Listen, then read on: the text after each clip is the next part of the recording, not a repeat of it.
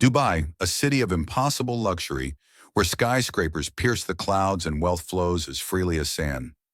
Among the Ferraris and private jets lived a man who called himself the billionaire Gucci master, a Nigerian Instagram influencer with over 2 million followers who documented every lavish moment of his life. Designer clothes worth thousands, luxury cars, private helicopters landing at five-star hotels, a lifestyle that seemed too perfect to be real. And it was. Because Ramon Abbas, known to the world as Hushpuppi, wasn't a real estate mogul or a successful entrepreneur. He was one of the world's most prolific cyber criminals, running an operation that would steal hundreds of millions of dollars from victims across the globe. This is the story of how social media fame became the downfall of a man who built an empire on lies. Ramon Olorunwa Abbas was born on October 11, 1982 in Lagos, Nigeria. He grew up in Oworonshoki, a poor coastal neighborhood where his mother sold bread in the market and his father drove a taxi for a living. Life in Oworonshoki was a world away from the glamour he would later portray online.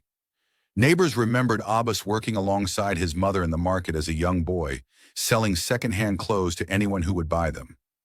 Abbas dreamed of owning motorcycles and a commercial bus, modest goals for a modest life. But as he traveled to Lagos Island to sell used clothes, his ambitions grew larger.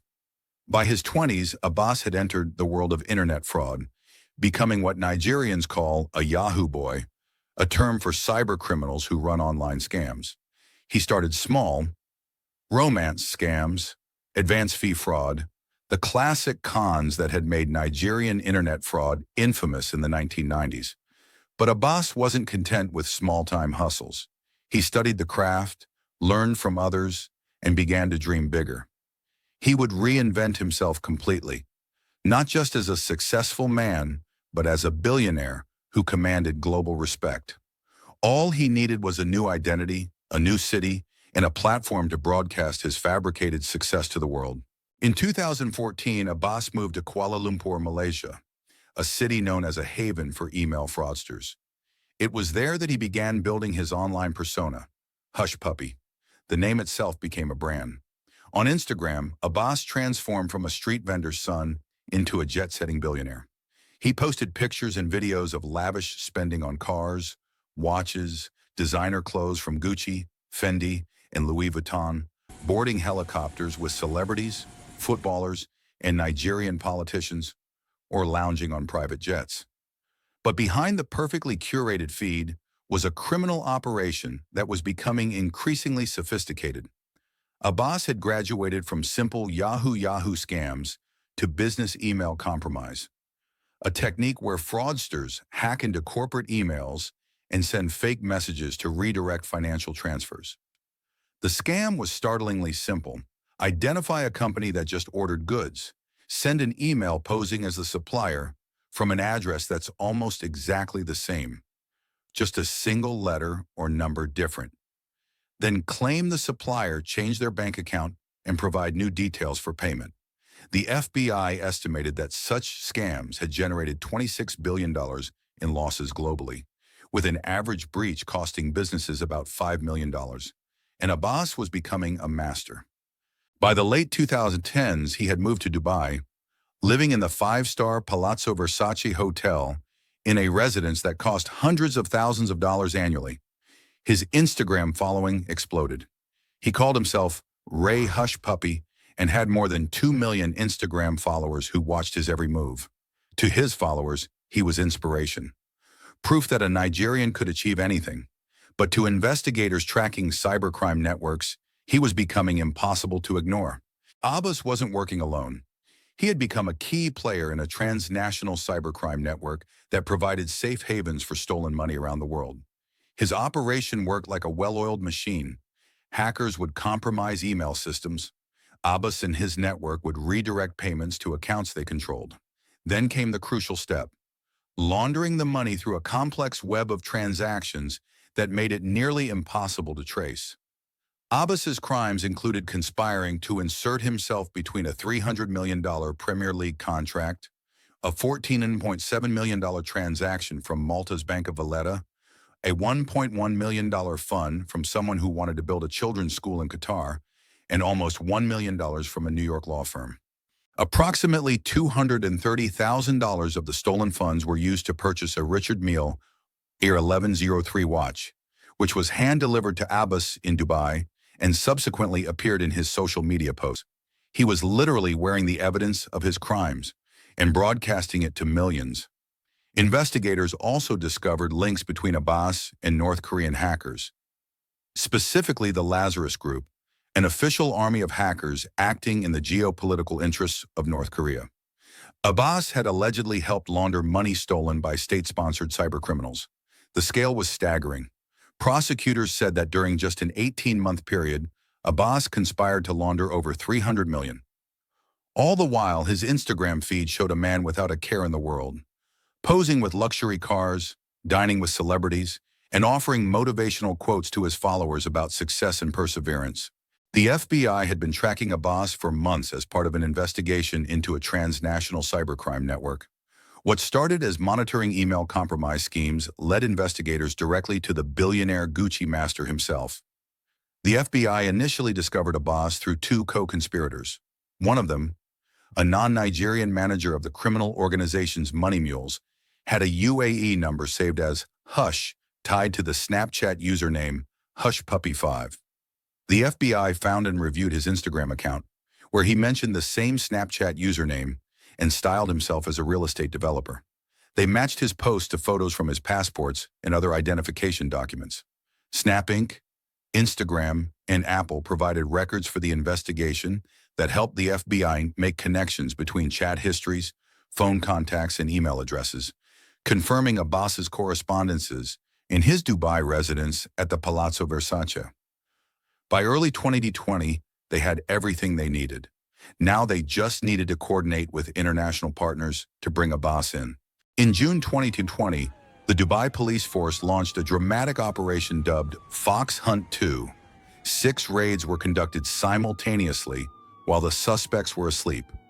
When police raided the 5-star Versace hotel residence where Abbas lived, they found a man who had been living a fantasy funded by other people's money. Detectives seized more than 150 million dirhams, about $40 million, in cash, 13 luxury cars worth $7 million, 21 laptops, 47 smartphones, 15 memory storage devices, 5 external hard drives, and 800,000 emails of potential victims. The scale of evidence was overwhelming. Every device, every hard drive told a story of victims across the globe. Businesses that had lost millions, individuals whose life savings had vanished, companies that nearly went bankrupt because of fraudulent wire transfers.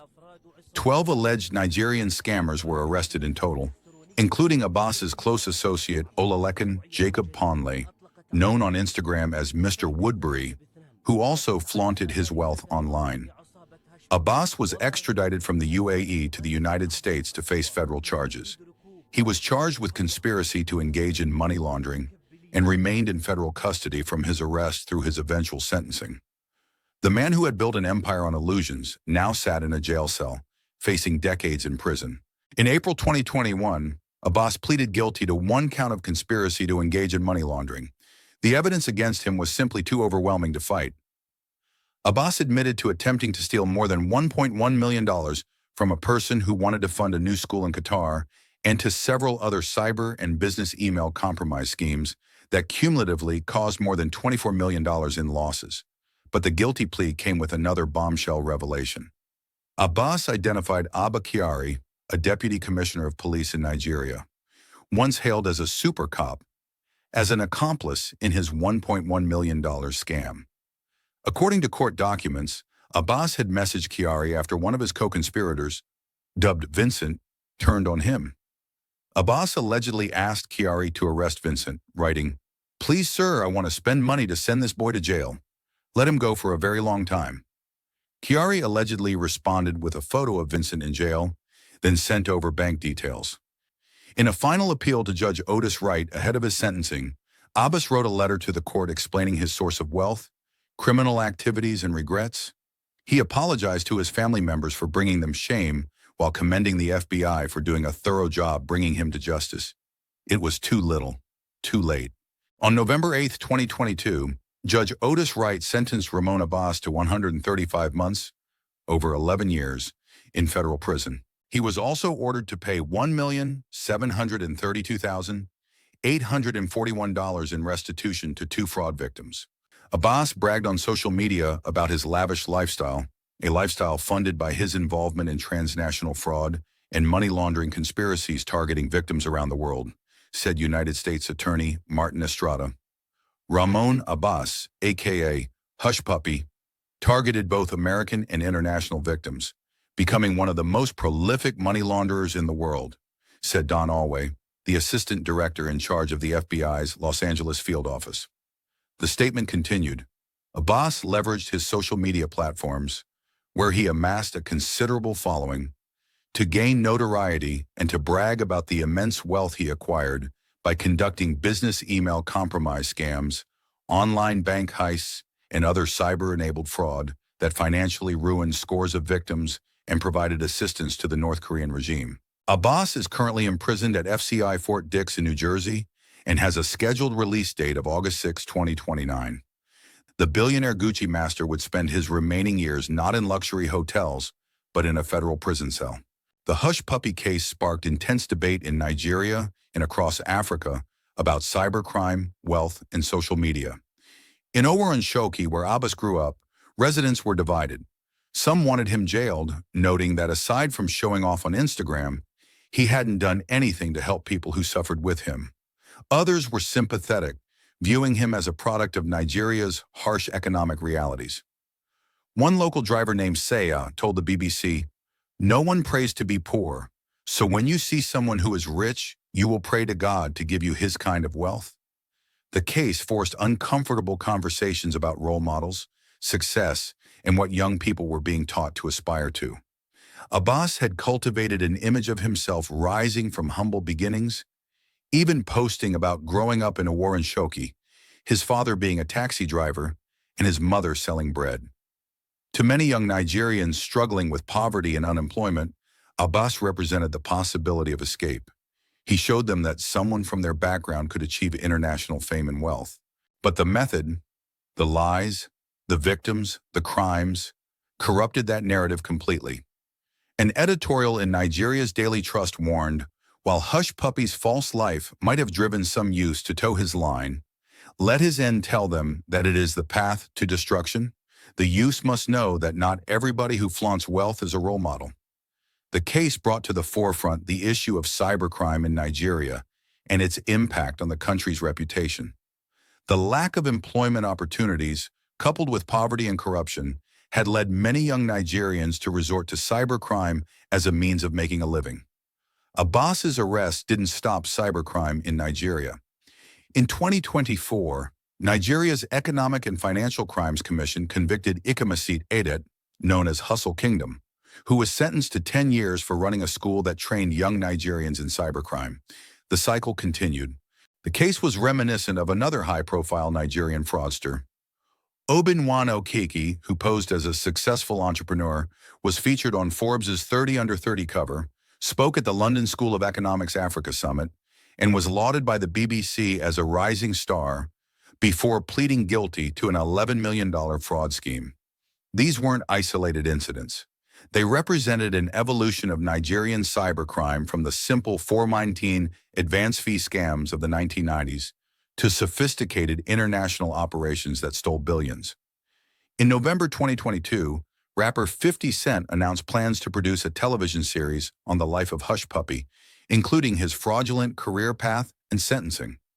Even in prison, Abbas remained a figure of fascination, a cautionary tale about the dangers of social media, the illusion of wealth, and the global reach of cybercrime. The FBI's use of social media posts as evidence marked a turning point in cybercrime investigations. Abbas's own Instagram feed, meant to project success and inspire envy, became the very thing that helped secure his conviction. This significant sentence is the result of years' worth of collaboration among law enforcement in multiple countries and should send a clear warning to international fraudsters that the FBI will seek justice for victims, regardless of whether criminals operate within or outside United States borders. But the question remains, how many more Hushpuppis are out there right now posting luxury cars and private jets, their wealth built on stolen money and shattered lives.